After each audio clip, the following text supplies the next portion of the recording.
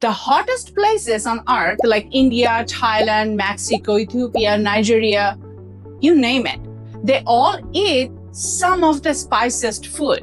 But colder places, not really.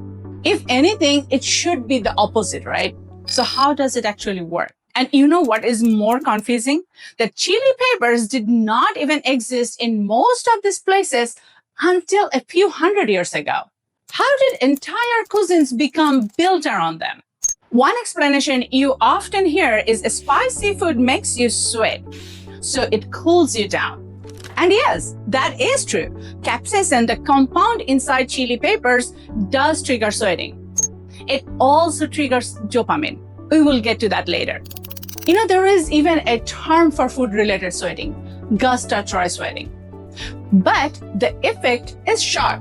It does not explain why entire cuisines would depend on a spice. There has to be something deeper, right? Guess what? There is. Where most people bring up another idea. They used spices because there were no refrigerators. Which sounds logical, right? But here's the problem. People everywhere didn't have refrigerators. Then why half of the world, but not the other half? So the reason being every cuisine did not become equally spicy is climate. Like in the colder places like Scandinavia, Russia, America, the people who gets a lot of snow, their environment itself could act like a natural freeze for part of the year. Cold slows bacterial growth, but in tropical climates, heat makes food spoil much faster. More bacteria, more risk. And you know what is interesting? We are not just saying this out of nowhere. There is actually research that have happened. In the late 1990s, biologist Paul W. Sherman analyzed thousands of traditional recipes from different countries. And what he found was very specific. Hotter climates used more spices, but not just any spices. The one used most, like chili, garlic, onion, and turmeric, have a strong antibacterial properties. One of the reports from Cornell's highlighted that garlic and onion specifically strong bacteria killers. So adding spices wasn't just about flavor.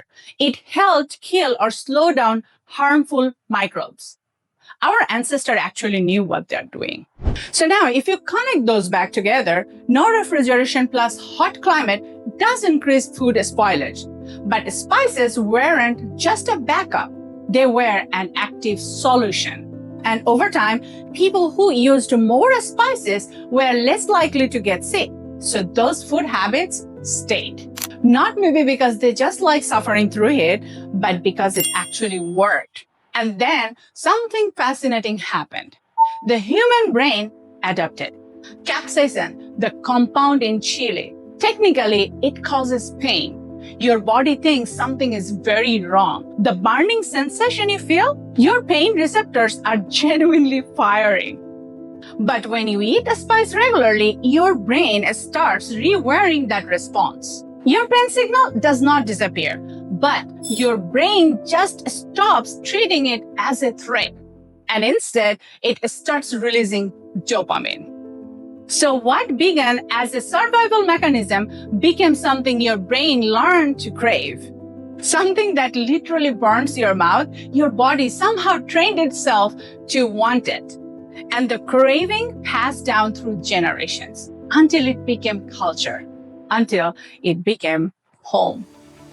Hope you enjoyed today's talk. If you did, please like, share, and subscribe. I will see you soon with a new one. Till then, stay curious, stay cozy.